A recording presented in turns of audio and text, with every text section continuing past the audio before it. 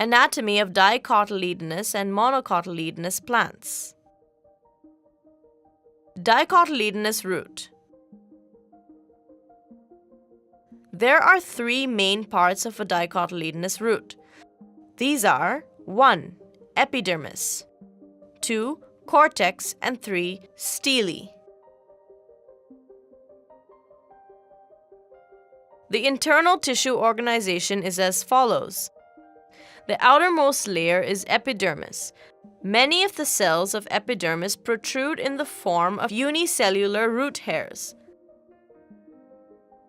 The cortex consists of several layers of thin-walled parenchyma cells with intercellular spaces.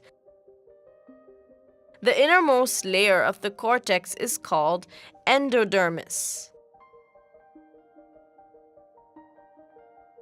Next to endodermis lies a few layers of thick-walled parenchymatous cells referred to as pericycle. The parenchymatous cells which lie between the xylem and the folium are called conjunctive tissue. All tissues on the inner side of the endodermis, such as pericycle, vascular bundles, and pith, constitute the stele. Monocotyledonous root. The internal structure of a monocotyledonous root has three parts. These are 1. Epidermis, 2. Cortex, and 3. Stele. Monocotyledonous stem.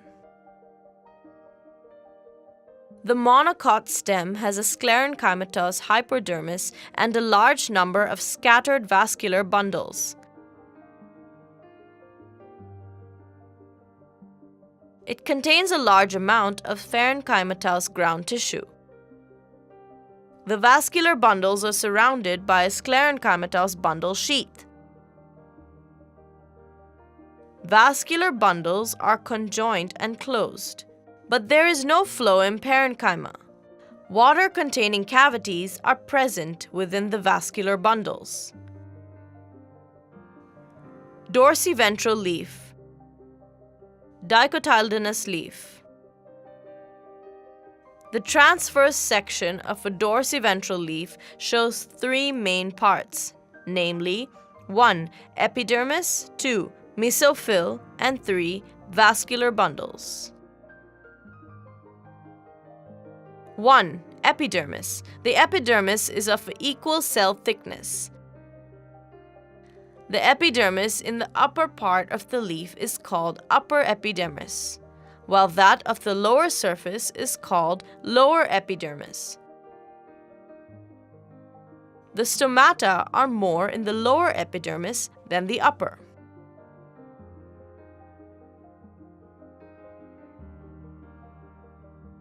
Two. Mesophyll.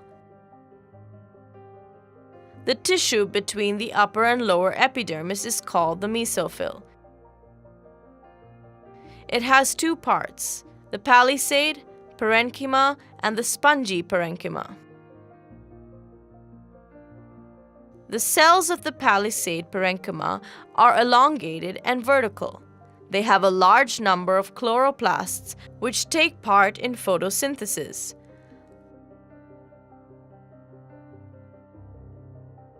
The cells in the spongy parenchyma are arranged randomly.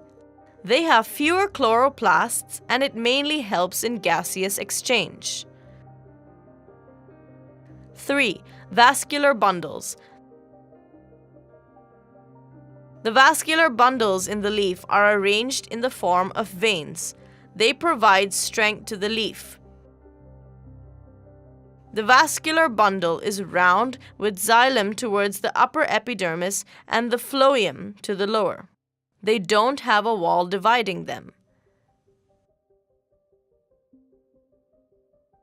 Isobilateral leaf. Monocotyledonous leaf. The anatomy of an isobilateral leaf is similar to that of the dorsiventral leaf in many ways. The stomata are present on both the surfaces on the epidermis.